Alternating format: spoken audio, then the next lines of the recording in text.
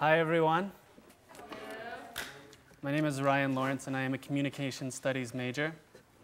Hi. My senior research project was on improvisation, so I'm going to improvise this speech. I hope that's, I'm just kidding. I'm not really. F! You know. Okay. Viola Spolin, one of the foremothers of improvisation, said that the techniques of theater are the techniques of communicating. And I severely hope that she's right, because that's what my thesis is based on for this paper. She basically says that things that we learn in improvisation, the principles and things like that, are crucial not only on stage, but off stage as well. And I find this to be true as well. Doing improvisation for a pretty good part of my life, teaching and things like that back at home, and then joining a group, Green Room here, I find that there's a lot of underlying principles that are just foundational, that make not only improvisation work, but as well as other things in my life, as well as being an RA, starting conversations, helping my life skills and communication skills out as well. So I wanted to write a paper on this. And so I want to talk about two of those points that I have in my paper today: spontaneity and the principle of agreement, or yes-anding. Essentially, I want to find out what are the applications of improvisation to life. So I don't have a visual aid as PowerPoint. I hope that's okay with everyone. Is it PowerPoint? Okay. So I'm going to actually need a visual aid. So do I have any volunteers? Okay, yeah, great. You can be my visual aid. So that's a point right there, I guess. Hi, what is your name? Anita, thank you. Anita, yes. Forgive me. Okay, Anita, we're going to play a little improvisational game. It's called the gift-giving game.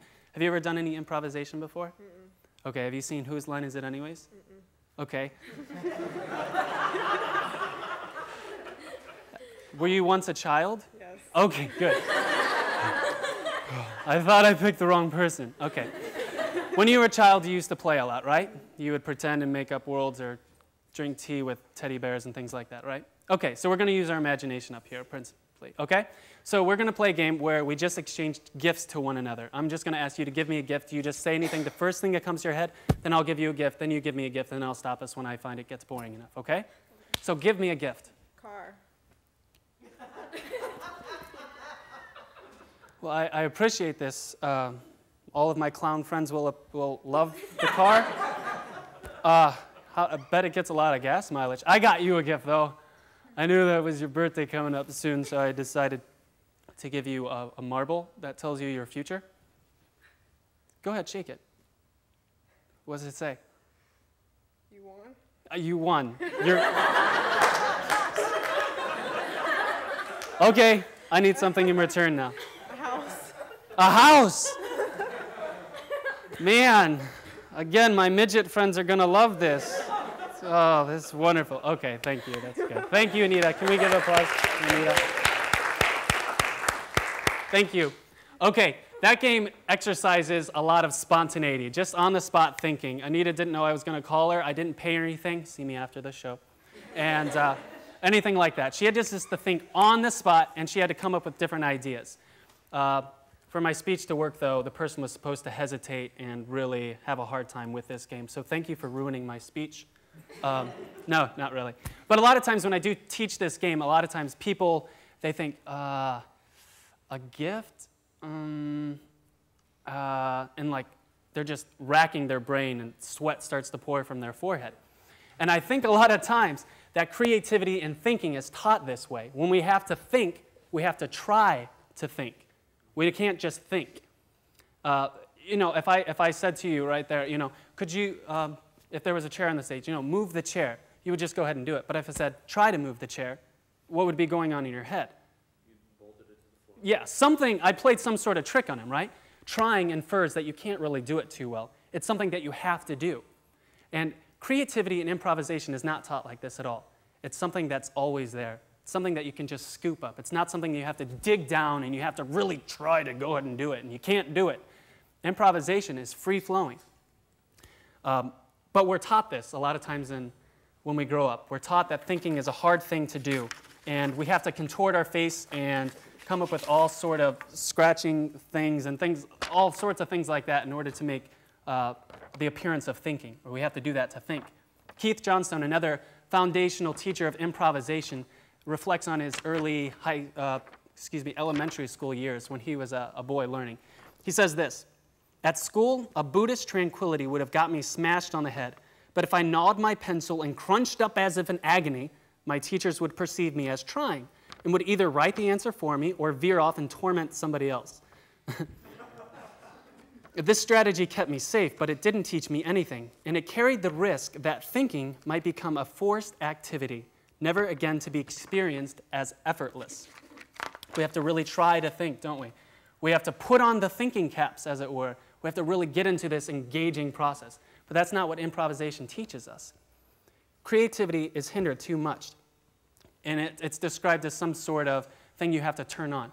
But Christine Holton-Cashin, an award-winning creativity speaker, says that creativity isn't a switch that we turn on and off. It's just there. Freud understood this. He compared the difference between a reflector and a self-observer. Now, the reflector, when you ask them to think about something, they would have to contort their face, kind of think about it. And Freud observed that the mind was actually working a lot more in the reflector than in a self-observer who was just calm, kind of tranquil. Freud said that the reason for this was that the psychical activity was greater in this because the critical faculty was actually being used more in the reflector. The critical faculty. So every idea that was coming up, no, that's not good. That'll make me seem crazy. I have to be more clever. Things like that. And so this part of the brain is actually killing ideas, judging everything coming, whereas the self-observer is just letting everything come and flowing. I think we do this a lot of times. Children don't have to do this, though. They can create their own entire worlds, which is what improvisation is based off of a lot of times. Joseph A. Keefe, the author of Improv Yourself, has something interesting to say about this. He says, "Don't wait on the big idea, the great moment, or the ideal inspiration. Take the moment you have and make it better. Greatness will come." A lot of times we crush our creativity because we think something better is going to come. That's not good enough. But if we just go with our certain ideas that we have at the moment, as improvisers have to do on the stage, they just have to go at the moment, maybe greatness will come. We have to follow through with our thoughts. When we judge our ideas, our mind is on the past and not on the present. We have to think, oh, that wasn't a good idea, or maybe this idea is not working, instead of thinking about, what do I have right now? What am I going to use? That'll enable us to go further. I'm not saying editing or polishing or anything like that is bad, but sometimes we can do that to the extent, even in our own minds, where we hinder creativity. Another principle real quick that we're going to cover is agreement. A lot of times this is called yes-anding. This is something like if I'm doing an improvisational, critical faculty going on right there, sorry. No. Yes-anding. If I'm doing a scene right up here, and my partner is being eaten by a polar bear, or something like that, I would have to come in and yes-and him. I would have to not exactly say, yes, you're being eaten by a polar bear, and he's got your foot. Nothing like that, right? But essentially, that's what has to happen. I have to agree that something is happening here. Oh, you're being eaten by a polar bear. I'll go get a rope or something to help you, whatever. This, a lot of times, doesn't happen in our daily lives and on the scene. Just looking back at my high school drama class when we would improvise all the time, there was a person who was somewhat socially inept. His name was John. And so people, when they would improvise with him, they would just block him all the time. They would not yes-and him. He would be, oh, help, I'm in quicksand. They would say, no, you're not. Did you forget to take your pills? Go put your straitjacket on. So he would kill the idea, and this person would get made fun of. When we apply this to our everyday life, however, we think that maybe we're pretty good at this, but a lot of times we don't. Think about all the times when we're in groups, and the creative process is going on. Like, yeah, that's a good idea. Or we could do this. We yes-but people. We're great at doing this. Oh, okay. Anyone else have any ideas? We don't go on with it. We're clever at doing this in our conversations as well. Improvisation was directly influenced by children's play. Children, if you ask them to pretend with you that they're on an island with you, they'll create palm trees, volcanoes, happy villagers, everything in this entire world. Ask a college screenwriting class to come up with 3 ideas for a short story. They'll give you 3 in 2 days and tell you that more will come later. Maybe if we applied a little more of these improvisational techniques as spontaneity and yes-anding, we would do a whole lot better within our communication skills and was also our thinking capability, understanding that we can just go with those things. applying these improvisational techniques can help our community as well as we accept other people's ideas. So next time you have an idea, let it grow, and really listen to what people have to say and on to that. Thank you.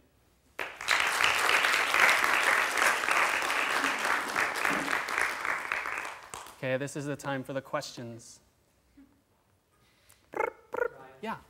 First of all, I came to watch the Green Room show the other night, and I think that you're really onto something here in the idea where improv can really train people to be better communicators.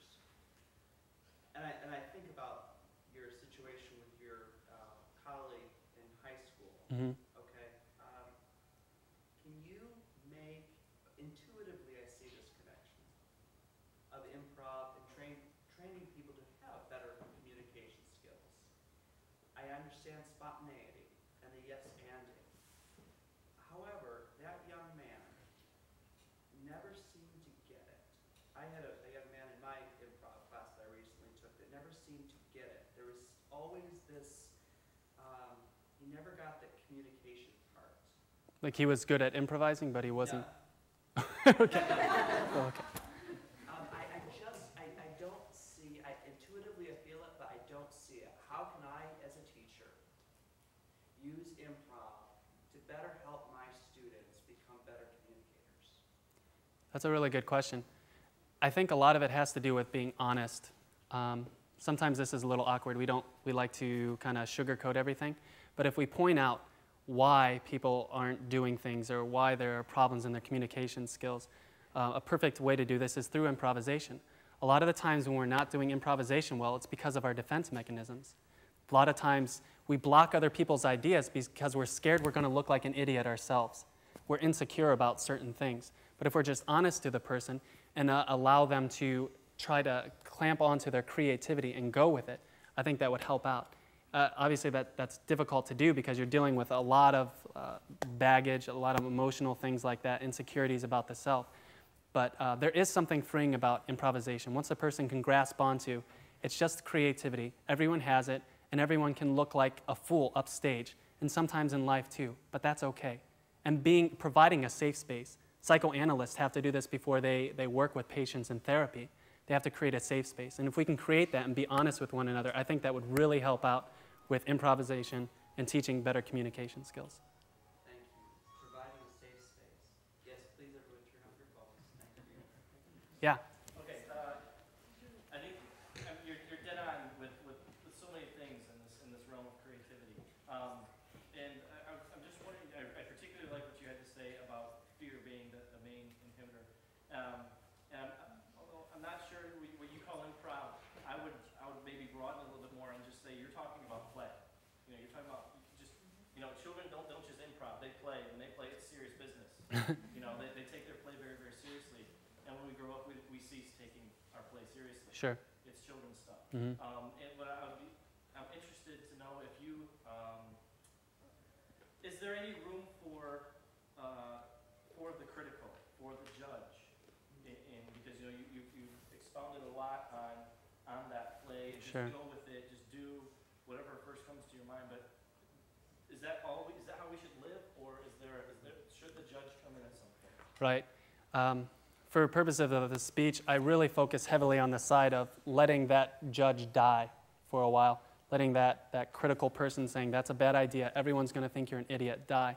Because I think that's where we are a lot of the time.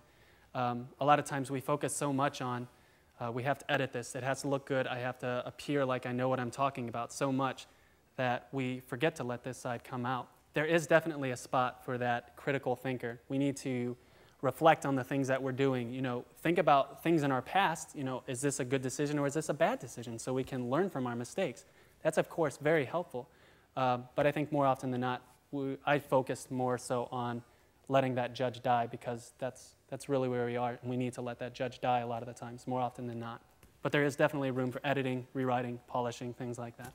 So just to clarify, you're saying always start with just letting everything work. Just Mm-hmm. go with where it leads you, at least in the beginning. Right. Thank you, Ryan. We have to move on. Okay.